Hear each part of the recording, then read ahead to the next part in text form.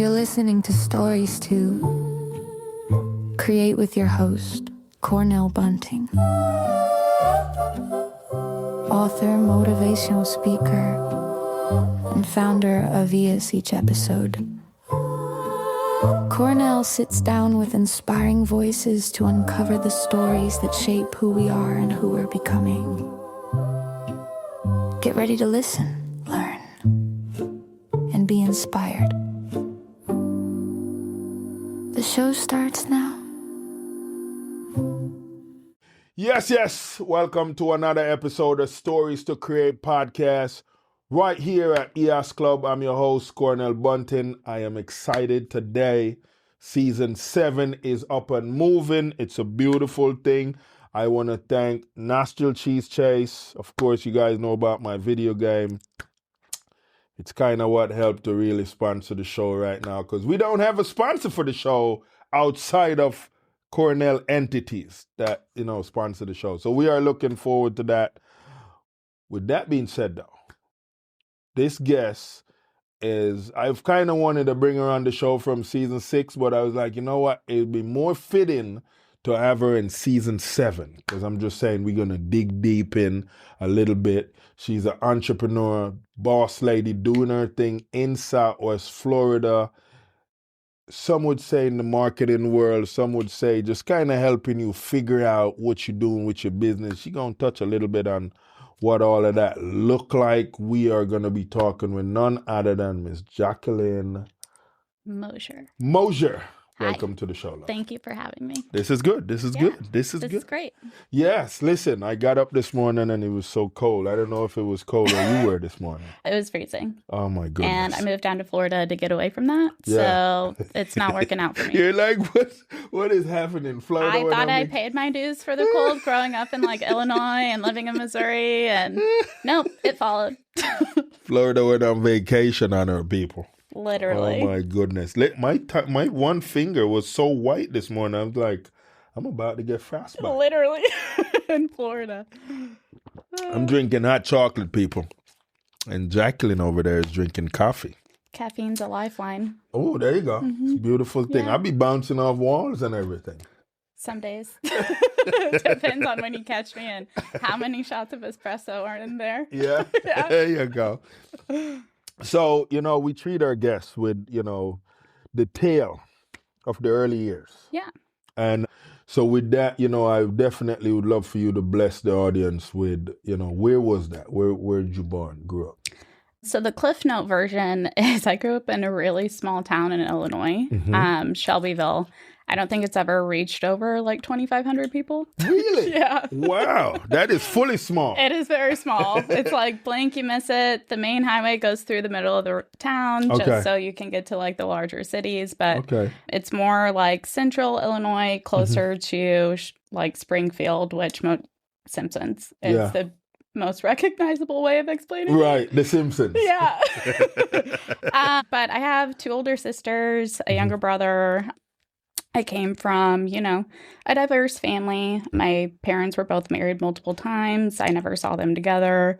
Really? You never saw them together? Never saw them together. Wow. Yeah. My sisters did, but they divorced when I was 18 months old. Okay. And for the best. For the best. So the relationship with dad and mom was good though. Yeah. Yeah.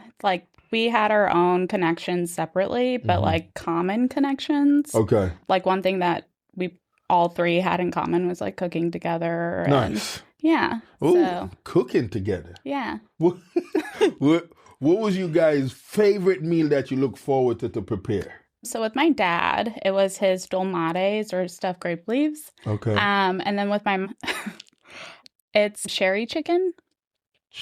Sherry chicken. Yeah. Sherry chicken. It's this chicken bake with rice and chicken breast and mushrooms, and it has this creamy sherried wine sauce. It's really good.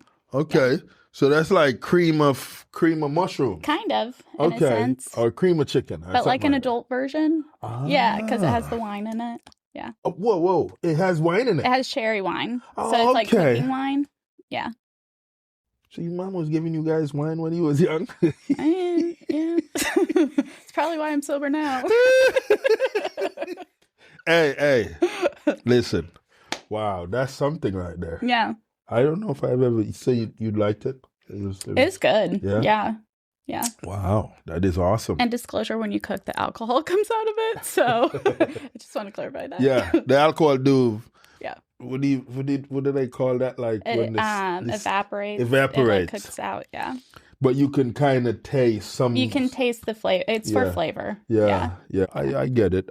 What kind of child were you in school? Like, did you do cheerleading? Did you do sports? I did a ton of sports. Yeah. I did cheerleading. I did basketball at one point. Look at you. With how short I am. Wow. Volleyball, softball, soccer, karate, ballet. Come on. Yeah. You even did karate. Mm-hmm. So you know how to fight. I know how to protect myself. I'm not a fighter. This is good. This is good. Yeah. I like that. Yeah. Did any of them really stood out where you're like, you know what, I want to do this more than the other? Yeah. So the ones like I stuck with most or enjoyed the most were ballet, karate, softball. Okay. Yeah. I got to tell you, the elegance of watching someone do ballet, it's so much restraint and control. Yeah. Yeah. NFL players do ballet classes for coordination. You know, I heard that. Yeah. I heard that. Wow, that is quite unique. Yeah. Because I know you got to be on like your toes. Your toes and doing the spin. So you can do the spin, the full 360. Not as well, but yeah. Okay. It's been a hot minute. Yeah. Oh my goodness. You've moved to Florida and have kind of just dive into the business world. Yeah. When did like corporate America end? Like when did you end just, you know what, I'm not working for people no more? So actually in October. October? Yeah. Okay. That's when I've been doing my own consulting stuff on the side for a while, but really it just like boiled down to the feedback I was getting from my superiors and peers when I started noticing like processes could be better. And when I would voice my opinion or like share an idea, the feedback I would get is, if you're not happy, you can leave. Wow. And so I had already been toying around with like my brand and everything. And I was just tired of it. And I was like, okay, well, if you're not going to listen to me and the feedback I'm getting is like, my processes are good, then why wouldn't I just invest in myself? Yeah, I like that. And you know, man, that can be a lesson for you guys too. Like, you know, to understand like sometimes it's okay to give your honest opinion and not be worried about the kickbacks or whatever. That used to terrify me. Like I used to be super quiet. Yeah. Because anytime I would voice my opinion, like I was told like, we're not going to take it. Or even in like my family life, I would be told like I was stupid or that's crazy or you're never going to do that or like just negative feedback all the time. And I used to listen to it. Okay. But then when you do that, like everything bottles up and then you start to react and like your emotions. Yeah. But once you actually start like voicing your opinion, honoring like your boundaries and like trusting yourself, everything changes. Did you ever find yourself in a place where so much is bottled up you just wanted to go somewhere and just punch some bags or go somewhere and just scream? Yes. Yeah? Well, not all the time. It's not as bad anymore, but like, so prior to me cutting alcohol out of my life, I used to react emotionally all the time and not like in a great way. Right. So when I started focusing on the things like I needed to actually address and like voicing my truth and standing up for myself, those reactions went away. Okay. That's beautiful. Yeah. Wow. You know, I know a lot of individuals, mostly, some would say mostly introvert that this happens to because extroverts they just don't give two flyings. Some would say, okay? I would say. But there is a lot of them that wrestle with that now because now you feel the pressures because of what society would think or view you as because you are showing a character that they don't know? Stay with us. We'll be right back.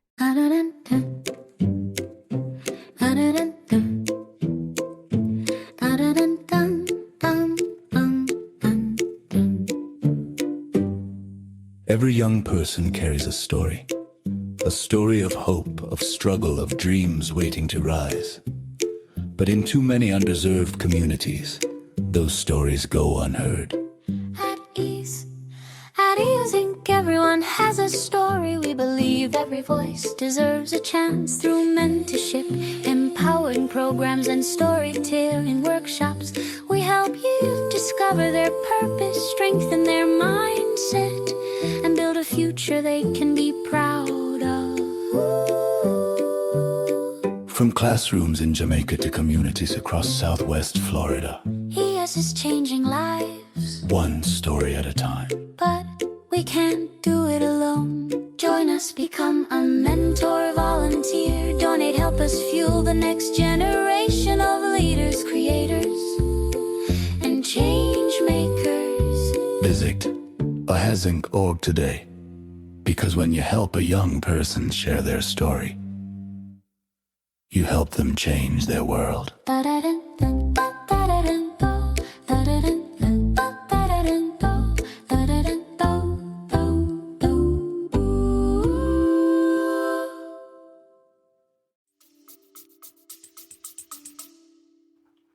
Yeah. So this has actually been like a pattern coming up recently because like the more I have been showing like who I actually am rather than what I think people want to see, people like you more. Yes. People do like you more. But also too, like I was thinking about, because that is always going to come up, like as much as we are confident and like self-secure, it is human nature to think about things. We want to be liked. We want people to like us. It is just human nature. Right. But if like my own family doesn't really like me, like why do I care about what your opinion is? Yeah. You don't pay my bills. You don't, like, you're not in my inner circle. You don't really know what's going on in my life. So why am I taking that into consideration? I like that. Like, you guys hear that? You hear that? That is some gems right there. You know, one of the things, and I think we're moving out of that era now, because a lot of people used to put on this facade, or they've this fakeness that people really believe. But I think now people are realizing, bruh, it doesn't even make sense I do this. No. And it's exhausting. Yeah. Like having this mask on for every single person. And like, I'm in sales. I love sales. So like you do have to like meet people where they're at, especially with like their personality and how they like to be talked to. Yeah. But you can do it in a way where you're still yourself. Right. You don't have to use all this energy pretending to be someone, and then like you're cranky at the end of the day and you don't know why. Right. Wow. You know, and I think, you know, people, well, I don't want to put, because the guys I know, they're yelling at me, even though I'm kind of disappointed with some of the guys right now, with some of the stuff they do. But they said like, because women add so much to them, you know, between because I didn't even know you can do lips now.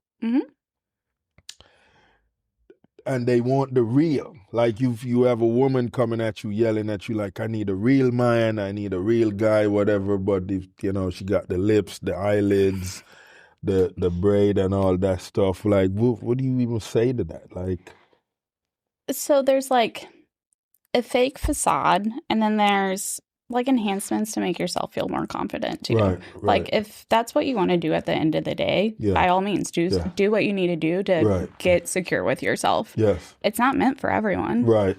This is true. It is not meant for everyone, people. I like that.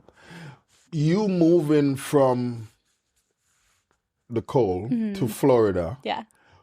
Was there any uncomfortableness for you, like when you made it to Florida? Like, I don't even want to say culture shock or any of those, but what was that like? What was the transition like?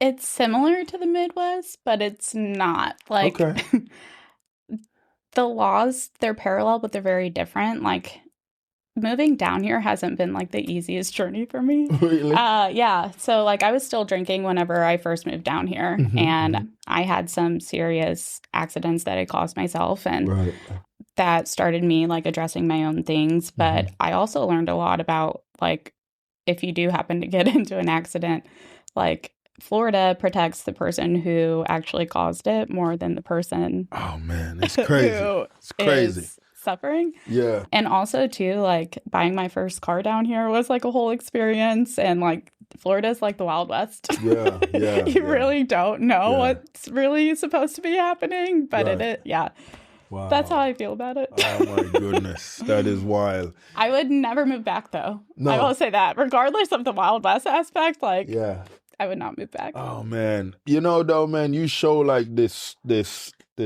resilience now. And you've built up, and I don't know how long it have taken you to get to that point where you like, enough is enough. I got to take my stand, and you know, I got to find me and what that looked like. How hard was that? It was really, really hard. Yeah. It was probably like one of the hardest things I've had to do.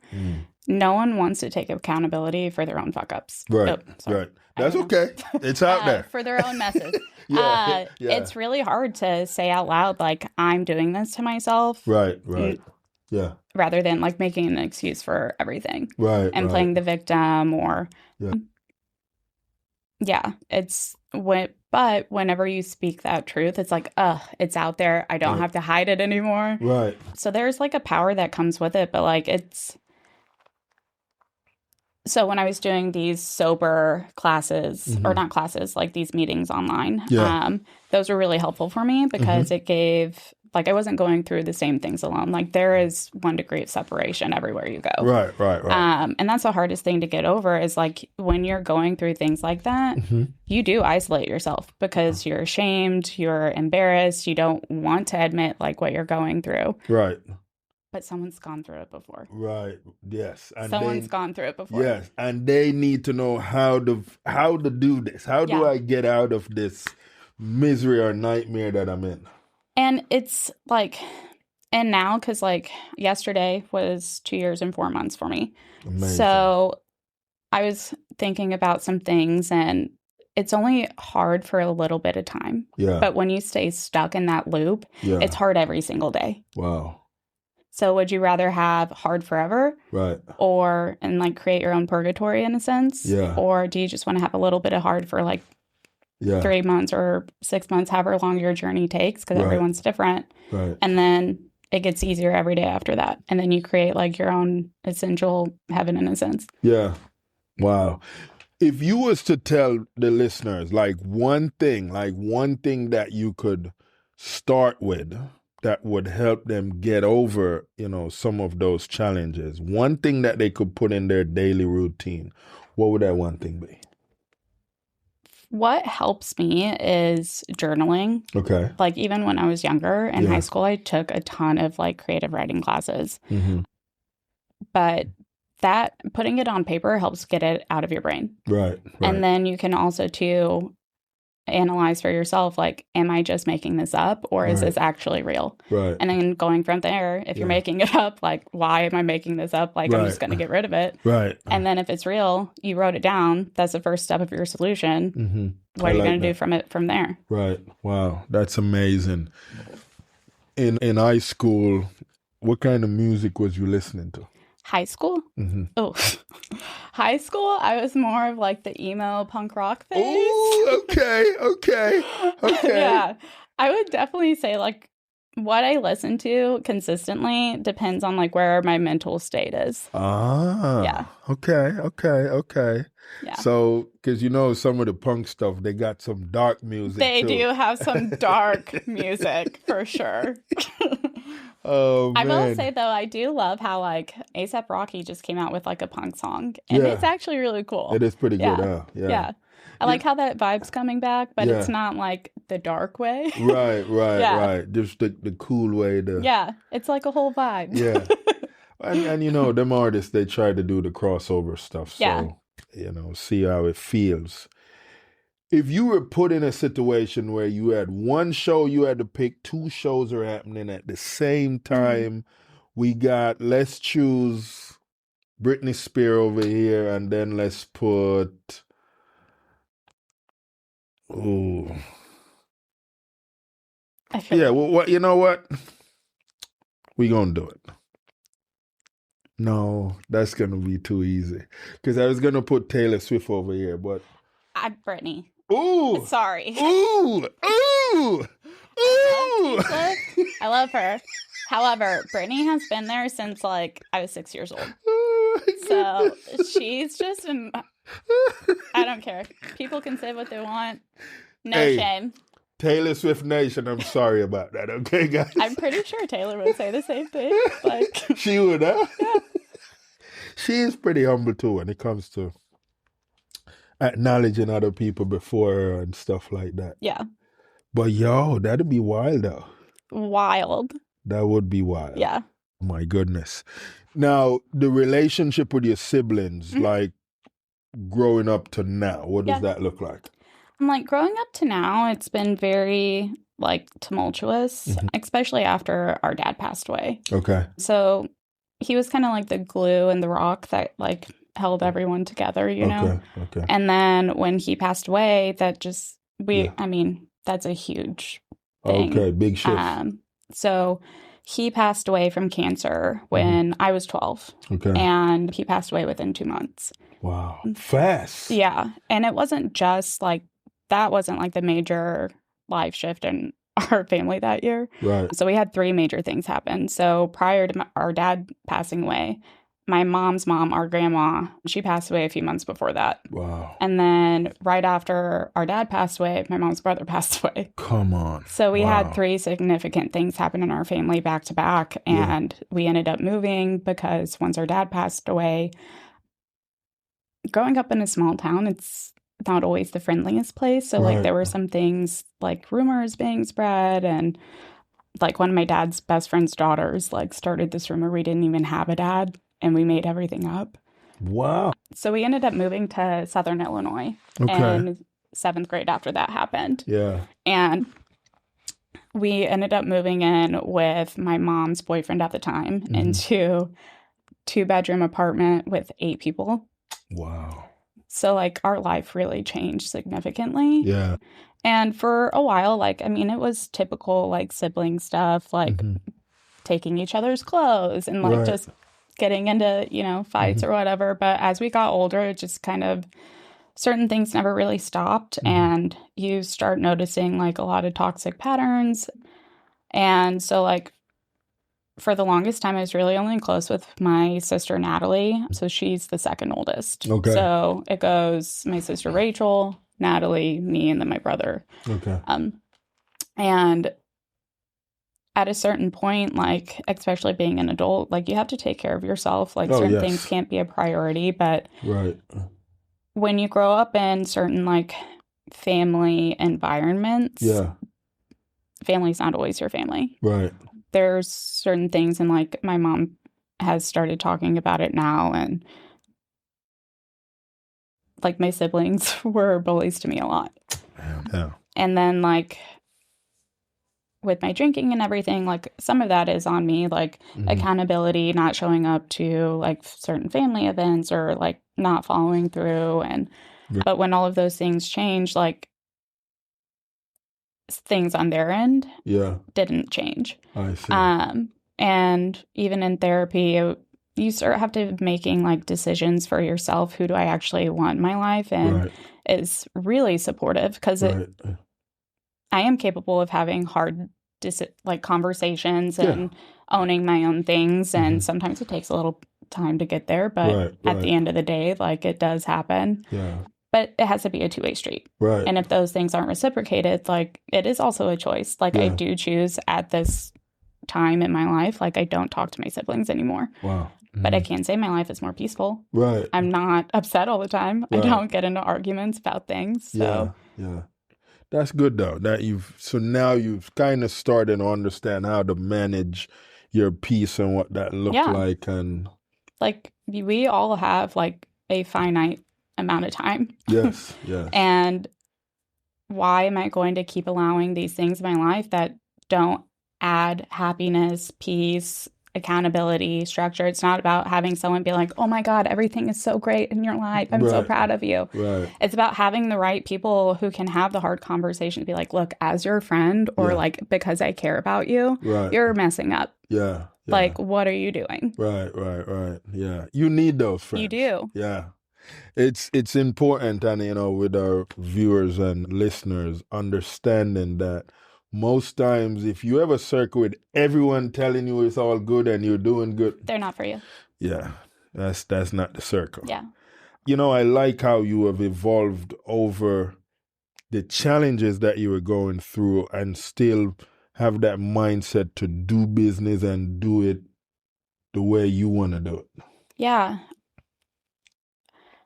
It's really interesting. Like, my whole life, like, I've always felt like an outsider. Like, I've never had like one set of friends, like, or like clique, I guess. Like, I never fit into you didn't one have specific. A clique. I never fit into a certain bubble. So like my entire life, like, I used to people please and like want to fit in, and like now I'm okay with standing out. Like, I'm not meant to fit in. I'm meant to change things and disrupt things, and I'm way okay with that. I'd rather do that than not take the chance. And I mean, regardless, you're going to be told yes or no anyway. This is true. Especially in sales, like, I've learned to love no's because it gets me one step closer to the yes I actually want, and working with a person that actually fits me. Yeah, I like that. Yeah. That is so dope right there. And I know the sales world is huge, ties to marketing in a huge way. Did you discover this in school, or you wanted to do this in the work world when you realized what you were doing and, you know, I want to do this myself? So my dad, he was an entrepreneur. Okay. And my mom was too for a little bit when I was younger. She was a baker, and she used to do wedding cakes and like special occasion cakes and things like that. And she was really talented. Nice. But in kindergarten, she slipped on ice, and she actually crushed her hand. Ooh. And she had to have surgery where she couldn't do it anymore. Okay.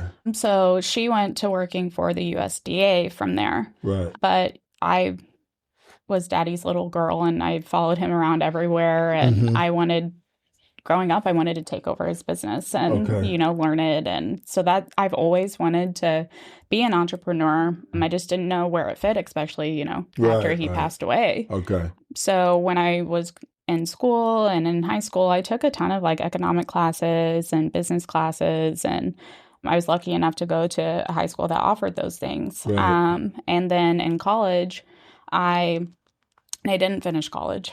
School is not for me. Right. Even in high school, I skipped all the time. Yeah. Drove my mom crazy. But I mean, I graduated early, and then in college, I went for business administration with a minor in marketing. Okay. Because I felt in my mind, my dad passed away, I couldn't be an entrepreneur anymore. Oh. Which was not the case. But at that time, I was like, I'm going to go into banking. I'm going to be this head honcho. I'm going to be in finances. And then I actually worked for a bank for 4 years. Right. Hated it. Wow. Yeah. Did not like the numbers. No. My goodness. I know marketing has this special relationship with sales. Yeah. And individuals that understand it are most of the ones that get successful in that field. What has that journey been like for you, you know, doing your own thing now and trying to get the right clients that you're comfortable working with?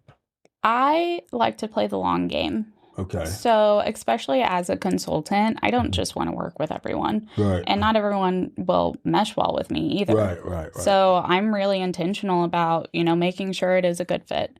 So I've been in sales.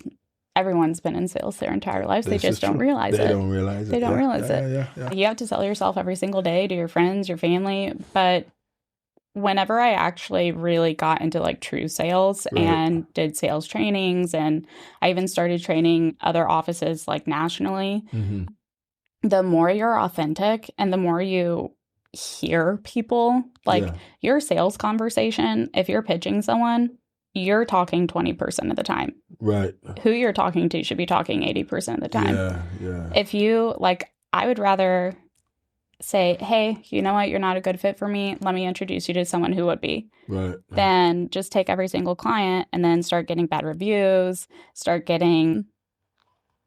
just having like hostile relationships. Right. That's not something like I want to do. Right. But also too, like, don't sell a product, sell the solution behind the product. Right.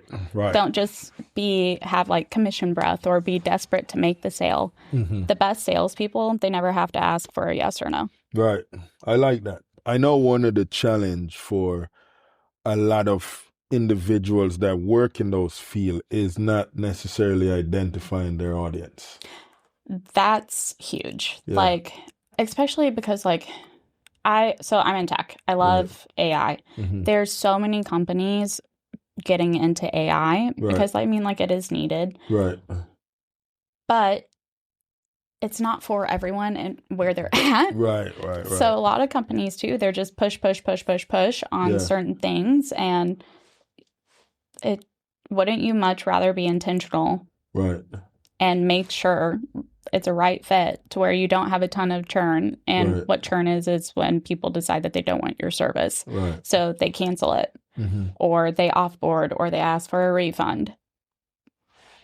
And have the right people from the get-go and just make, like, they trust you, you're honest, you're not telling them it's the end-all be-all of whatever it is just to get a sale. Right. And then you more likely are to get an expansion from them, or for them to extend their services, or to stay with you continuously, and even get referrals from them because you started the relationship off the correct way. Right.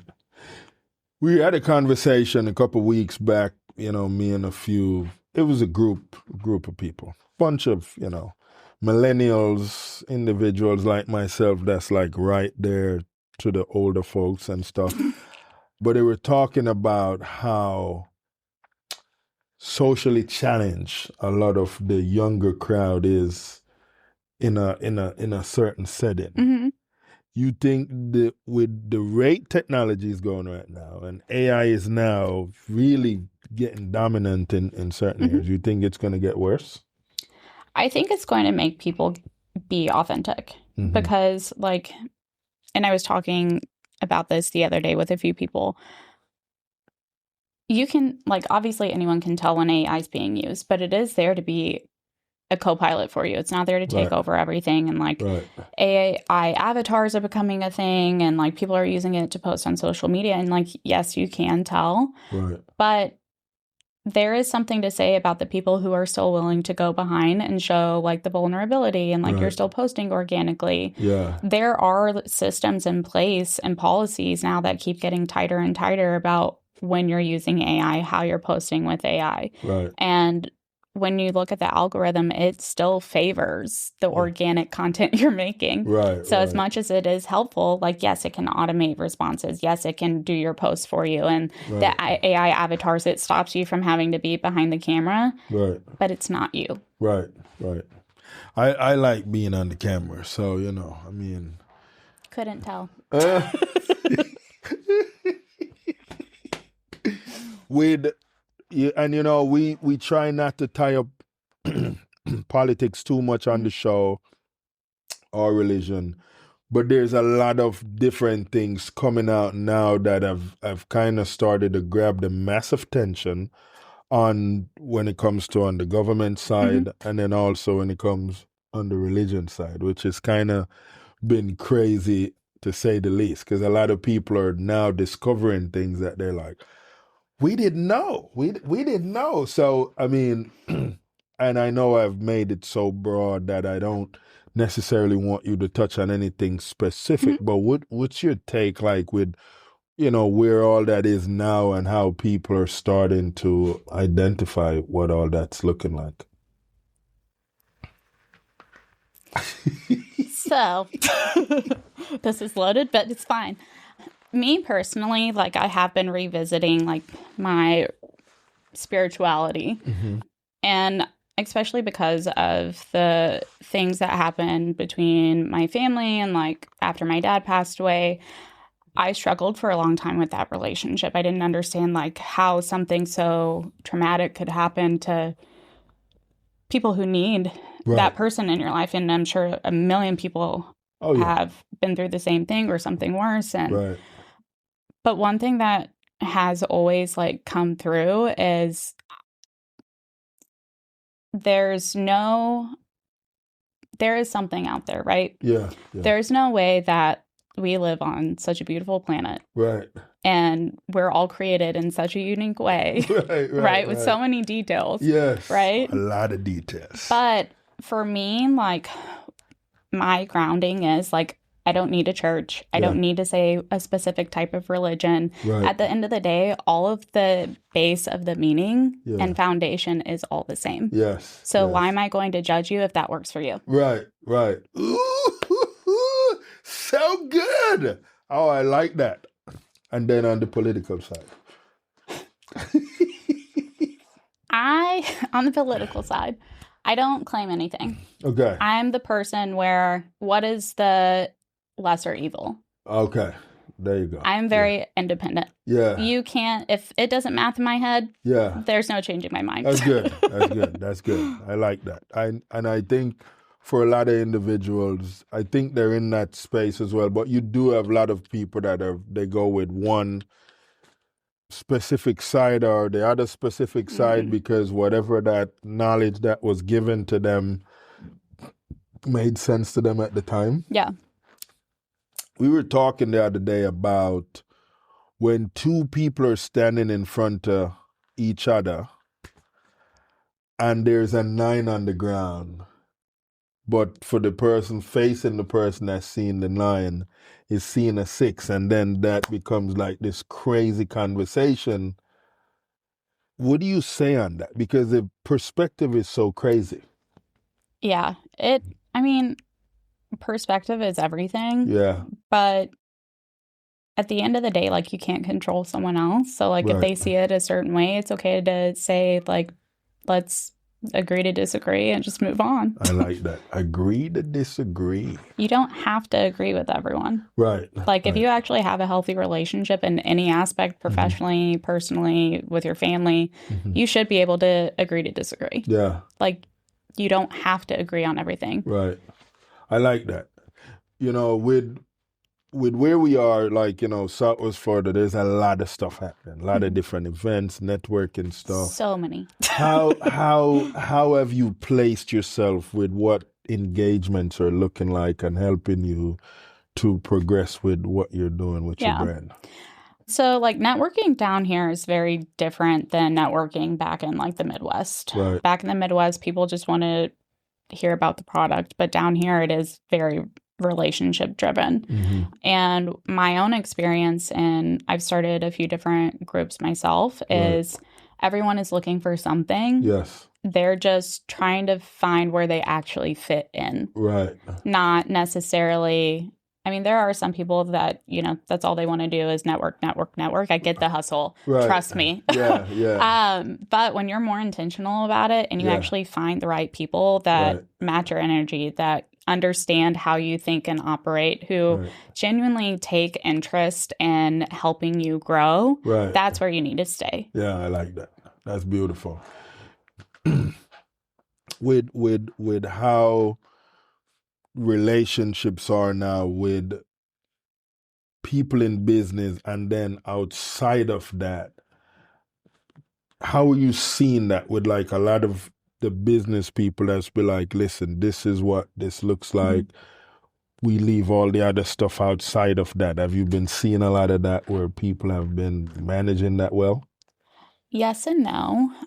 I think also too, like, as an entrepreneur, it's easy to get distracted with everything because, like, obviously you want to be successful, you want to grow, but it is a process. Yeah. It's a roller coaster. You're going to have crazy ups and downs. Yes. Once there are days you're going to feel like it's not possible. And, like, but the thing is, you just have to keep pushing forward because that's where most people stop on those days because it can get too hard. Yeah. There are days where, like, I call my mom and like my mom and I have a great relationship now. That's beautiful. Yeah.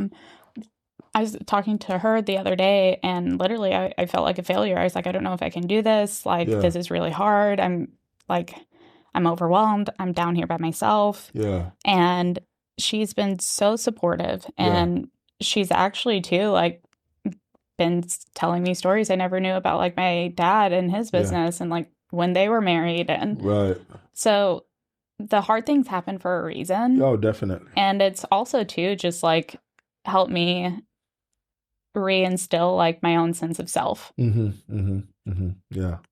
Well, I mean, they do say, you know, if it was easy, everyone would do it, right? Yes. Yeah. Definitely takes a special kind of person. Yes. And I mean, when you're getting challenges, I think they say listen, it's crazy you're saying that, you know, because the other day, I mean, I have my challenges as well between my for-profit and my non-profit. And I was tugging in my bed. But from the day before, I'm like, you know, maybe I should shut down this operation because it's, you know, it's getting to me. It's getting to my health, whatever that looked like. And in the morning, I grabbed my phone, and my phone was like, it was at the time, it just hit me. 4:44. Pay attention to the numbers. Yes. And immediately when that happened, it was like a spirit said to me, you need to look up what that means and understand you're in a very unique place right now. When I read it, it was really dope. Like, I'm like, okay, I get it. It was like it was talking to me. Like, you don't need to, you getting ready to have a big shift that's going to be so beautiful that it's okay. It's okay. So, you know, I get that, you know, where you get that feeling where you just want to, you know, shut that down and then maybe look at something else. Well, avoidance is easier. Like what I've been realizing too is like a lot of times when I felt that way, it's because I'm putting off what I know I need to do. I like that. And, you know, you keep active because I see you moving around. You have relationships with different lady groups and stuff like that, which is a beautiful thing. I know we have females and some of you guys that are watching, speaking to you guys as well. I know I have a meeting coming up with a young lady that's trying to figure out how to fit in with, you know, with what's going on. But what can you say to people that they're moving to Southwest Florida, you know, they have their business idea, whatever that looks like, and they just want to fit in? What would you tell them? How would you encourage them? Put yourself out there. Yeah. Just go to like Eventbrite or Meetup and just see what's going on. And if it interests you, go for it. Like, you're not going to move forward if you don't take action. I like that. With the personalities that you know here and how a lot of individuals behave here, how would you tell someone to be or behave when they go to one of these gatherings here? Try not to get stuck in the mindset like, this is another thing I have to do. I don't want to be here. I'm going to sit in my car until I see someone. I've done it. So, no. Wow. What used to help me, especially when meeting new people when I wasn't as comfortable doing it as I am now, you can buy at like the Dollar Tree or Five Below. They have like these little icebreaker card packs. Like, pick one out, take it with you, make that your icebreaker. Come on. You can literally just walk up to someone and be like, I like your shoes. Your hair looks great. How do you like the cold down here? Right. Yeah. I used to do door-to-door sales, and like we used to have these trainings where we would have to come up with like insane icebreakers. And like we used to challenge like other sales reps. Like we used to have this Snapchat group where we would make bets and do the most outlandish icebreakers and like post them in there. Like, just saying something simple like a compliment can go a long way. And rather than just being like, here's my business card, let's have a coffee. Like, be genuine about it. And everyone there, like, there's someone just as nervous and scared as you are. If you're that nervous, go talk to those people. You know? It's 1 degree separation. That is your icebreaker. Do you want to be here? No. Definitely. Cool. What's your name? You know, it's crazy you're saying that because as you're talking about the card, I'm remembering our friend Brian that was at the show. Brian said he would have the cards that go in the specific pocket, they get thrown out after. Literally. It is a thing. It's like the kiss of death. Yeah. Like, so the kiss of death in hospitality is when someone says, like, you have done such a great job. I'm going to tip you really well. Yeah. And then, like, the kiss of death in sales is like, here's my card. Yeah. As soon as you meet them, you know it's not going to happen. What? Who are you? Like, A+ for effort, but let's talk about this. Oh, that's serious right there. Wow. And I think that's the crazy part with a lot of people now. They get aggressive like that because they feel like they don't have enough time. Also, too, I think it's like, if I don't do this now, it's not going to happen. There you go. Yeah. Wow. That is wild. For people that want to find you, possibly see about maybe sitting down with you, seeing if they could be a fit for you, helping their business, what would that look like? How can they find you? So there's a few different ways that they can find me. I'm always out and about, so you have probably seen me somewhere or will run into me eventually. Yeah. But you can follow Jacket Consulting on Instagram, Facebook, LinkedIn, or if you want, you can visit the website. So There you go. The website is there. Tell them the website again. It's jack-it.co. Ooh, there you go. You guys got it. This was so dope. I had a lot of fun. This is really cool. It's always a great time when we get to chat. Yes. And I mean, listen, we do go to gatherings sometime, we don't just run into each other. So it's a beautiful thing. I know we played some pickleball. You learning the pickleball. Have you gotten any better? No. I did buy actual pickleballs, though, so I can practice. Yes. It's a beautiful thing. Listen, we want to thank you for being on the show today. This was so dope. This was so fun. Thank you for having me. Oh, my goodness. Well, there you guys have it. It's great to see you. Yes, another decorative guest right here at EOS Club until our next episode where we have another beautiful decorative guest like our guest Jacquelyn here. Check her out. You guys will get her info. Thank you, love. Thank you. Yes, this was dope. Thanks for tuning in and downloading this episode of Stories to Create. We appreciate you being part of this growing community of storytellers and listeners. If today's conversation inspired you, please share the show with friends, family, or anyone who could use a little motivation in their journey. A special thank you to our sponsors, EHAS Organization, Cornell Bunting LLC, and Nostril Cheese Chase for supporting the mission and making this podcast possible. To learn more about our work, upcoming projects, and how you can get involved, be sure to visit www.hissingorg and www.cornellbunting.com. Until next time, keep creating, keep growing, and remember, your story has power.